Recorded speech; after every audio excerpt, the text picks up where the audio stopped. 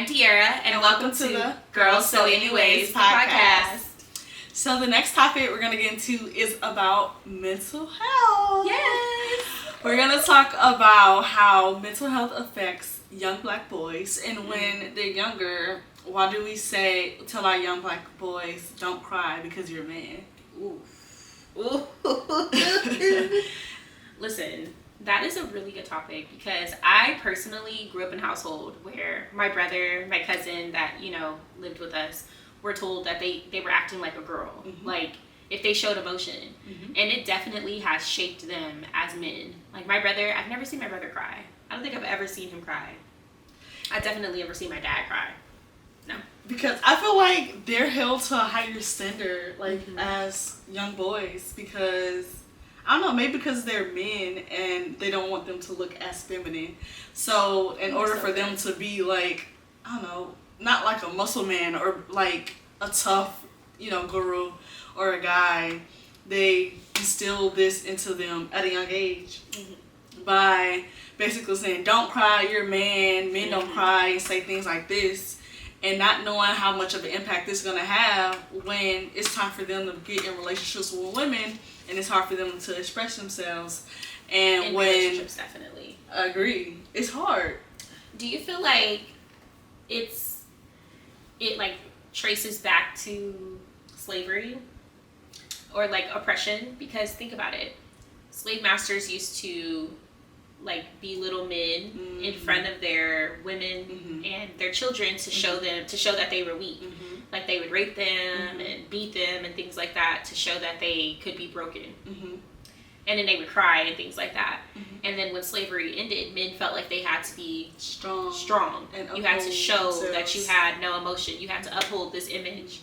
And I feel like as generations have passed, now it's at a point where you just can't show emotion. But you know what? I will say that this generation of men are a little bit more in tune with their feelings. Yeah, I agree. They're a little bit more in tune with their feelings. I feel like they're not afraid to, some men, not all. Yeah. Because you still do have men who it's hard for them to express themselves. Yeah. It sucks because when you are in tune with your emotions, you know how to move navigate within your life and, delegate things within your life. And it's hard. So to me, I was thinking of it from a perspective of homosexuality and like feminism and the differences. And you also brought up a good point in regards to slavery. Yeah. But it's crazy how we have two different viewpoints, but it still correlates a lot. Yeah, it does, because as far as the homosexuality part, a lot of men are afraid to show emotion because they think that makes them look gay. If I cry or if I show that this maybe hurt my feelings a little bit, do I look like I'm gay? It's like the fear of your woman thinking that, but also other men. You know what I mean? Like, I know for a fact I've seen other men say something if a dude does something that may be a little feminine, then they're gay. I sneezed and I'm like, achoo, achoo, or he does this with his hand by accident. Oh, he must be a little, or if his voice is a little bit more high pitched, oh, he must be gay, da da da da. But that doesn't necessarily mean that they're gay. And even if they are, they're still a man. At the end of the day, a person is still a man. And that can really mess with your mental. Honestly, I can't imagine how men can function in that type of environment. As females, we don't have that problem. Yeah. It's don't have to walk around and live to this certain standard. Because all these different walls and stuff is built up from the so much pressure that you have no control over. Yeah. So much pressure.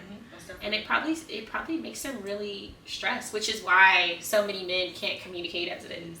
I know for a fact, I've never seen my dad cry ever in 26 years of living. I've never seen my dad cry. I've never seen him get emotional or tear up, anything like that. I can't tell you the last time I've seen my big brother cry. And I'm sure they do get emotional, but I feel like they're not going to show it in front of their daughters or their wives. They're going to do it behind closed doors where people don't see them as being what they call it soft or feminine. I don't think that makes you weak though, but I will say, I will play devil's advocate and say that there is women that never want to see their partner cry. They never want to see a man cry because it makes them feel like, oh, you can't protect me. Like, you're being emotional. I personally don't have a problem with it. I think if Jay needed to express that he was feeling some wave of emotion, I'm gonna let him do that. I'm not gonna be like, you're crying, suck it up, like da da da da. But some women are like that. Some women don't want to see their partner cry. It makes them uncomfortable. That's crazy. Because I wouldn't mind. It's like, you're human. Emotions. Yeah. Yes, you're human at the end of the day. So why wouldn't you want your partner to show sensitivity? I know one thing. My man better cry when I'm walking down that aisle. So if he ain't crying, I'm turning around and going back. And none of his family eating none of the food. Like, you better cry. I better see a fake tear. You better put some clear eyes in his eyes, make him tear up a little bit, something. Because if he don't show no emotion when I'm walking down the aisle, I'm turning around. Just so you hear that, baby. So you hear what I'm saying. No, I'm just kidding. I love you. But yeah, I don't know. I feel like there's nothing wrong with a man showing emotion. I wouldn't say that I want somebody who's more emotional than me, because my emotions are off the charts. But, I'm okay with my partner showing a little bit of emotion, because sometimes things hurt or you're really happy about something and the only thing you can do is cry. Yeah. Like, that's like saying, oh, men can't show emotions, but the day his baby is born, he can't tear up. He can't be emotional about that. That's unfair. It is not. I don't know. I feel like it's generational. It is. And it stemmed from grandparents or grandparents or grandparents who have had these issues with their men looked a certain way. So they try their best to change it, as they say. Yep. I agree. And that's what I was saying. Like, I think it stopped with our generation.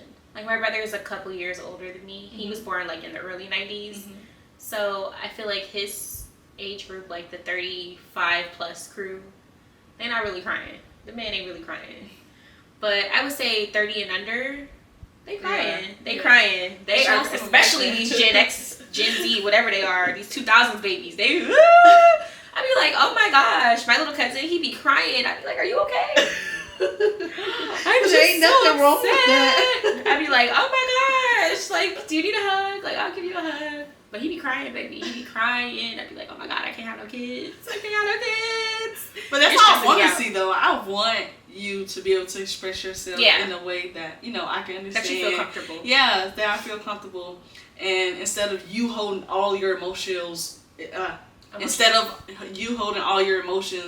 bubble inside, like it makes you like a mental nutcase. Like, and when you finally crack, you're gonna explode, literally, because all your emotions are bottled up inside, and whether that's good or bad. Exactly. And I feel like men feel like they can't go to therapy either. Like, have you ever thought about it? Everybody that I know that's in therapy, it's all women. I don't know any men that are in therapy. I feel like a lot of times men feel like they can deal with their problems themselves, and they'd rather not have outside external forces help them with their problems. I agree. Even though they need help as well. But I just be feeling like, in general, therapy is like a stigma in the Black community. We already know that. It's a work in progress. It's fine. It's not fine, but it's a work in progress. We already know. Black people don't like going to therapy. They don't like telling about nobody their business or whatever. But I go to therapy. If I don't have my therapy session every week, I'm going to go off the rocker. I'm being over there rocking like this, like tripping. Like, I need my therapy session. And I encourage my partner to go to therapy. I tell him that there's trauma that you've dealt with that I can't take on. I can't take it on. I can't take it on for you because I'm dealing with my own childhood traumas and we're trying to better ourselves before we have kids, right? So I encourage Jay to go to therapy. I sure do. I encourage everybody to go to therapy. I encourage my siblings, my dad. I tell anybody I can go to therapy because little do you know, just sitting and talking through some of those issues can help your mental so much. You can think something's not affecting you that may have happened to you when you were 10, and you don't think it's affecting you at 29. But then you realize by going through therapy that, oh my gosh, that happening to me did traumatize me. It did make me look at people or not feel safe or feel, a little stressed or not be able to show emotion or communicate. Like, it's so many factors to how the brain works and mental health and how it coincides together to make you a person. And I'm a big believer on therapy. I tell everybody to go to therapy. I've never been because, like, I don't feel like I've had any trauma like in my life or anything like that. But I am a stickler for therapy, and I do agree with it. It does help with mental health. And I do feel as though with issues or any kind of issues that come in your childhood, that it can follow you all the way to adulthood. Yes. And if you don't deal with it, it's going to be in the back of your mind forever. All the time. And it comes out in stuff that you do. Like, you don't even know that you're consciously doing something that could be something, a trigger from when you were younger. Me and my therapist talk about that all the time. And I feel like with men, that's a big deal. Like, it stems from their fathers or their mothers probably telling them to stop acting like a girl. So they, as adults, don't communicate, or they shut down, or they hide their true emotions because they don't want their partner to think they're too feminine, or to think like, oh, he can't protect me because he cries, or because he's emotional about something. And I'm not saying I want, like I said, I'm not saying I want a person who just sit here crying. Like, I'm not your mama, you know, I'm your partner. But I would be okay with that. Like, if my man felt like he needs to cry it out, I'm here for it. I'm gonna let him do that, and I'm gonna be here for him if he wants me to. And if he wants to cry on his own in peace, I'm gonna do that too. I'm gonna support him in every way. Because let me tell you, when I'm having my days and I'm sitting here in a ball rocking and crying, he be right there rocking and crying and holding me, you know, together while I'm sad. So I do feel like it kind of sucks, but it's like a double standard. Like, men feel like they can't be emotional, they can't cry, they can't feel some type of way, but women are naturally way more emotional than men. And men can be. Men can be emotional, and that's okay. Like, we're here to support you in any way. That makes a good partner. Do you feel like you would be okay with that with you? Yeah, I would totally be okay. Like, if my partner was crying, I'm here for you. Like, I'll be holding you while you cry. I'll probably be crying too. You're such a Pisces, Ty. Guys, me and Ty are both Pisces. And Pisces gang. Do you be crying, Ty? Because I be crying. I do be crying. I'm very sensitive, but a lot of times people don't know, but I am sensitive. Emotional. I'm not, you know what, I'm sensitive, kind of. Like, I would say I'm more of a spicy Pisces versus a sensitive one. Like, I be sensitive about some stuff, but for the most part, I be irritated. Like, girl, please stop irritating me. I be so irritated. When I was younger, I didn't used to snap back, but now I snap back. And then before, like, when I was younger, like, say if we had a conversation and then you say something I didn't like, even though I didn't have an issue with it back then, I mean, like, right now, I'll go home and be like, I remember when Youre said this. Let me text her about this. Like, Youre, do you remember when you said this? What was that about? I know, that's how I used to be. Like, literally, I was that person. I'm like, what did you say? Like, did you mean to say that? Were you trying to, like, you being shady? I don't know. People be telling me that I'm too direct. Because I will just tell you, like, you be a dumb. But I'm trying to work on, like, not being so, because I don't know, like, it's a very thin line between disrespectful and direct. I agree. And your delivery. Right, and your delivery. I don't think that my delivery is always the best.